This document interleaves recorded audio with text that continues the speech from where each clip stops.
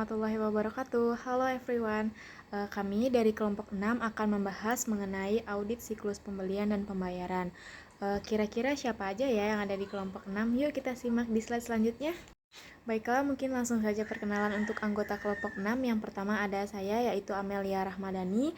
Selanjutnya ada Durotu Naimah. Dan selanjutnya ada Fani Risma Putri, ada Rumondang Lubis, dan yang terakhir ada Fadila Roza. Mungkin untuk pembahasan mengenai audit siklus pembelian dan pembayaran, kita simak di slide selanjutnya ya.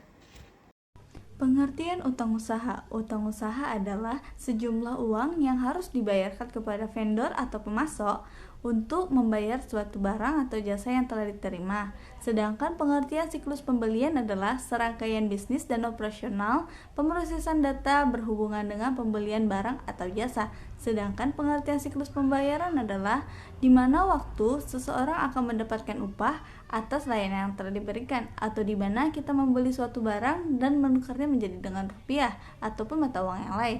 Dan untuk tujuan siklus pembelian dan siklus pembayaran adalah di mana menjadi suatu bagian terpenting dalam suatu perusahaan yang bekerja sebagai sistem pengendalian internal.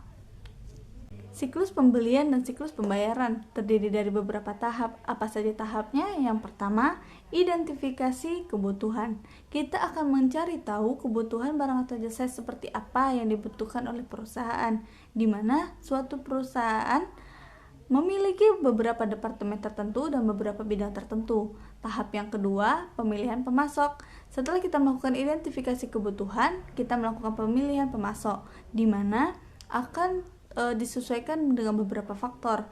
Yang pertama sesuai dengan harga, kualitas, keandalan, kemampuan, juga serta kerugian apa sih yang akan timbul nantinya, di mana pemasok itu harus sesuai dengan faktor-faktor yang tadi. Tahap yang ketiga, pemesanan barang dan jasa. Setelah kita melakukan identifikasi kebutuhan, pemilihan pemasok, dan kita akan melakukan pemesanan barang atau jasa, di mana kita akan memesan barang atau jasa yang kita butuhkan, di mana pemesanan ini dilakukan secara tertulis dan memberikan informasi yang lengkap seperti spesifikasi barang atau jasanya, tanggalnya, dan lain sebagainya. Tahap keempat, penerimaan barang atau jasa. Setelah perusahaan menerima barang atau jasa yang telah dipesan, perusahaan harus memeriksa kembali barang atau jasa yang dipesan tersebut apakah sudah sesuai dengan pesanan. Jika barang atau jasa tidak sesuai, maka kita bisa melakukan komplain kepada perusahaan tersebut dan mengembalikan barang atau jasa yang telah diterima, karena dengan alasan barang atau jasa yang diterima tidak sesuai dengan pesanan. Tahap kelima, pengakuan utang. Setelah barang atau jasa diterima dan telah diperiksa oleh perusahaan, maka perusahaan tersebut harus mengakui utang kepada pemasok, di mana pengakuan utang dilakukan menggunakan ayat jurnal akuntansi. Tahap keenam, pembayaran, di mana tahap ini merupakan tahap terakhir dalam siklus pembelian dan siklus pembayaran, di mana perusahaan akan melakukan pembayaran kepada pemasok atas utang usahanya yang telah menerima barang atau jasa pada waktu tersebut. Pembayaran akan dilakukan sesuai dengan syarat dan ketentuan yang telah disepakati antara perusahaan dan juga pemasok. Beberapa akun utama yang mempengaruhi siklus pembelian dan pembayaran yaitu: 1. Persediaan barang dagang. Persediaan barang dagang terdiri atas saldo awal untuk mencatat persediaan barang dagang yang dimiliki perusahaan pada awal periode akuntansi. 2. Pembelian mencatat total nilai pembelian barang dagang selama periode akuntansi. 3. Rektur pembelian mengurangi nilai pembelian barang dagang yang dikembalikan ke pemasok. 4. Potongan pembelian mengurangi nilai pembelian barang dagang karena diskon atau potong harga. 5. Persediaan akhir menunjukkan nilai persediaan barang dagang yang dimiliki perusahaan pada akhir periode akuntansi. Kedua, utang dagang. Utang dagang terdiri dari saldo awal menunjukkan nilai utang kepada pemasok barang dagang pada awal periode akuntansi. Pembelian itu meningkatkan nilai utang dagang ketika dilakukan pembelian barang dagang secara kredit. Pembayaran utang dagang. 3. Pembayaran utang dagang mengurangi nilai utang dagang ketika perusahaan melakukan pembayaran kepada pemasok. 4. Penyesuaian utang dagang digunakan untuk koreksi nilai utang dagang seperti diskon pembelian yang belum dicatat. 5. Saldo akhir menunjukkan nilai utang kepada pemasok barang dagang pada akhir periode akuntansi.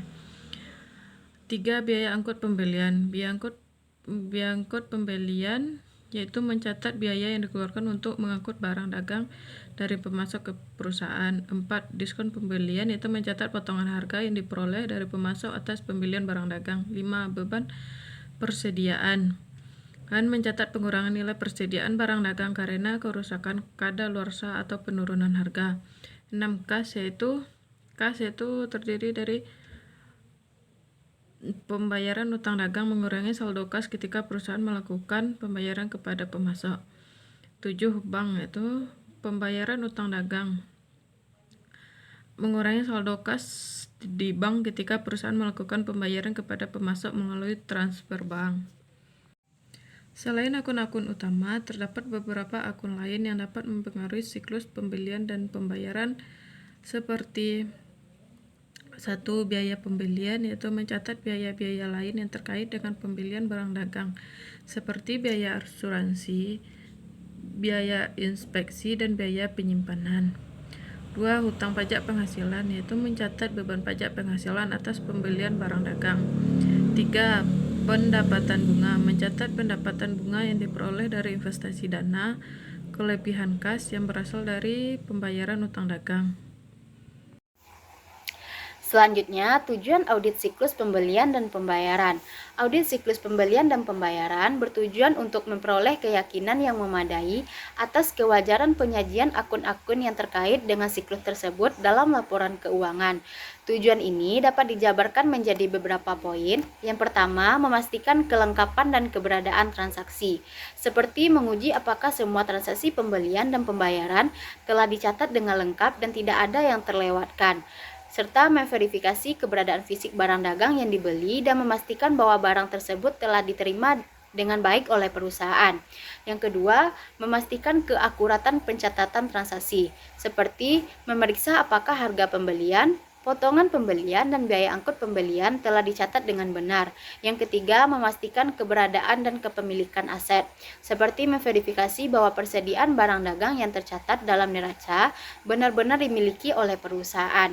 Yang keempat, memastikan kewajaran penyisihan persediaan, seperti mengevaluasi apakah penyisihan untuk persediaan yang rusak, kadaluarsa, atau mengalami penurunan harga telah dicatat dengan cukup.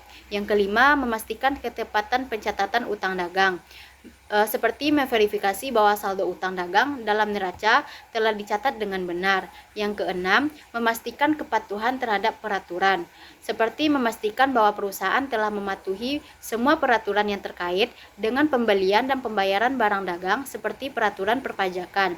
Yang ketujuh, mengidentifikasi potensi kecurangan, seperti mencari indikasi-indikasi kecurangan dalam siklus pembelian dan pembayaran seperti transaksi fiktif, faktur palsu, dan penggelapan aset. Yang terakhir, memberikan rekomendasi perbaikan, seperti memberikan rekomendasi kepada perusahaan untuk meningkatkan pengendalian internal atas siklus pembelian dan pembayaran, serta membantu perusahaan dalam meningkatkan efisiensi dan efektivitas proses pembelian dan pembayaran. Kemungkinan kesalahan dalam siklus pembelian dan pembayaran.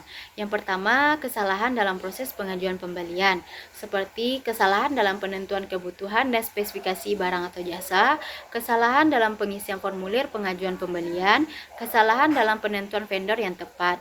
Yang kedua, kesalahan dalam proses persetujuan pembelian, seperti kesalahan dalam proses otorisasi dan persetujuan pembelian, kesalahan dalam pemilihan vendor yang tidak sesuai dengan kebijakan perusahaan, kesalahan dalam penentuan harga dan kondisi pembayaran.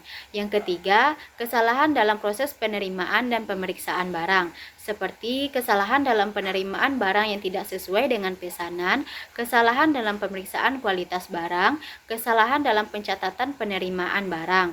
Yang keempat, kesalahan dalam proses pembayaran, seperti kesalahan dalam perhitungan jumlah pembayaran, kesalahan dalam penentuan metode pembayaran yang sesuai, dan kesalahan dalam pencatatan pembayaran.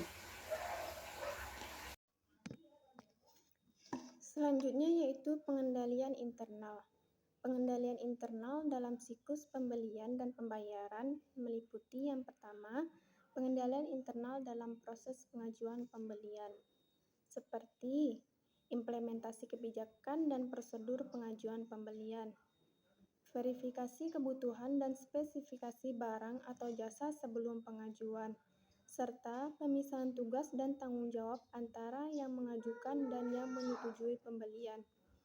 Yang kedua, pengendalian internal dalam proses persetujuan pembelian, meliputi otorisasi dan persetujuan pembelian yang sesuai dengan tingkat kebijakan perusahaan, pemisahan tugas antara yang mengajukan, yang menyetujui, dan yang melakukan pembayaran, serta pemeriksaan ulang terhadap kecocokan harga dan kondisi pembelian dengan kontrak atau perjanjian yang ada. Yang ketiga, pengendalian internal dalam proses penerimaan dan pemeriksaan barang, meliputi pemeriksaan barang yang diterima dengan pesanan yang ada, pemeriksaan kualitas barang sebelum diterima, serta pencatatan penerimaan barang yang akurat dan lengkap.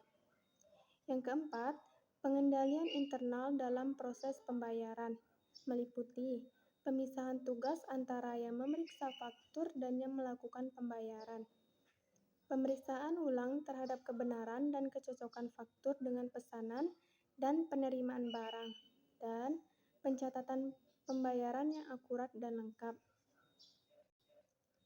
Selanjutnya yaitu TOTS beserta contoh.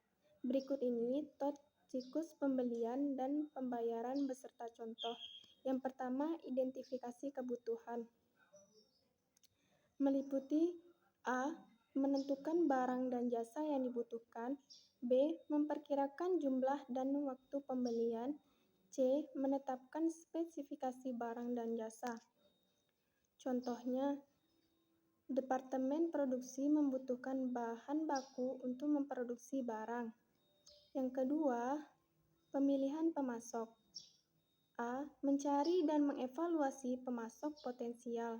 B. Meminta penawaran harga dan spesifikasi produk. C. Memilih pemasok yang paling sesuai dengan kebutuhan perusahaan. Contohnya, mencari dan mengevaluasi pemasok potensial. Yang ketiga, pemesanan barang dan jasa. Meliputi A. Membuat pemesanan pembelian atau PO yang berisi informasi tentang barang dan jasa yang mengirimkan yang dipesan, harga, jumlah, dan tanggal pengiriman. B. Mengirimkan PO kepada pemasok. Contohnya, perusahaan mengirimkan PO kepada pemasok bahan baku. Yang D. Penerimaan barang dan jasa, meliputi A. Menerima barang dan jasa dari pemasok.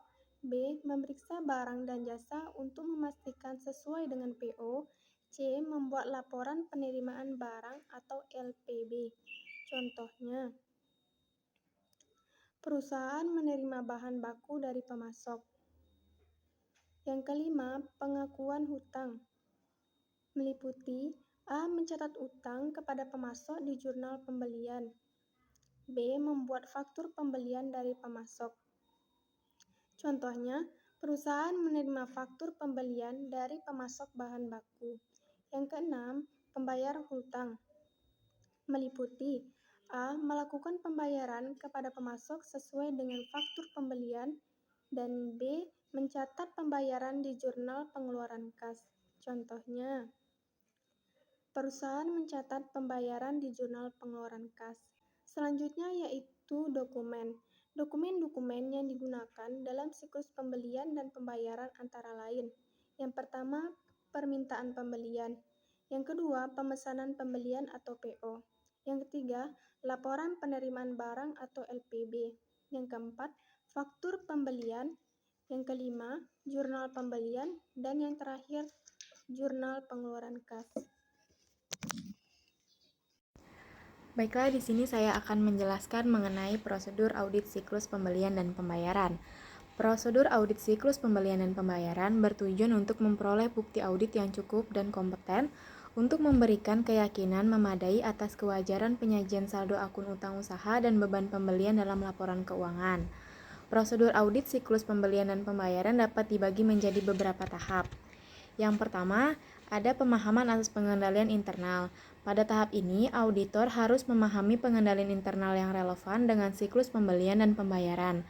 Pemahaman ini diperoleh dengan cara yang pertama ada wawancara, yaitu dengan personel yang terkait dengan siklus pembelian dan pembayaran. Yang kedua ada observasi, yang mana terhadap aktivitas dalam siklus pembelian dan pembayaran. Dan yang ketiga ada melakukan pengujian pengendalian untuk menilai efektivitas pengendalian internal. Untuk tahap yang kedua yaitu ada penilaian resiko. Berdasarkan pemahaman atas pengendalian internal, auditor harus menilai resiko pengendalian yang tidak efektif. Resiko pengendalian adalah resiko bahwa transaksi yang salah atau tidak sah tidak dicegah atau dideteksi oleh sistem pengendalian internal. Tahap yang ketiga ada penetapan prosedur audit. Auditor harus menetapkan prosedur audit yang tepat untuk mencapai tujuan audit. Prosedur audit ini mencakup yaitu ada pengujian pengendalian untuk menilai efektivitas pengendalian internal. Yang selanjutnya ada pengujian substantif atas transaksi untuk memverifikasi kewajaran transaksi pembelian. Dan yang ketiga yaitu ada pengujian substantif atas saldo untuk memverifikasi kewajaran saldo akun utang usaha dan beban pembelian. Untuk tahap yang keempat yaitu ada pelaksanaan prosedur audit, yang mana auditor harus melaksanakan prosedur audit yang telah ditetapkan. Bukti audit yang diperoleh harus didokumentasikan dengan baik. Tahap yang kelima yaitu ada evaluasi hasil audit, yang mana ini menjadi tahap terakhir, yaitu auditor harus mengevaluasi hasil audit untuk menentukan apakah ada salah saji material dalam saldo akun utang usaha dan beban pembelian. Jika ada salah saji material, auditor harus mengungkapkan hal tersebut dalam laporan audit. Baiklah, poin yang terakhir yaitu mengenai contoh dari prosedur audit siklus pembelian dan siklus pembayaran. Yang mana yang pertama yaitu memeriksa pesanan pembelian untuk memastikan bahwa telah diotorisasi dengan benar dan sesuai dengan spesifikasi barang dan jasa yang telah dipesan.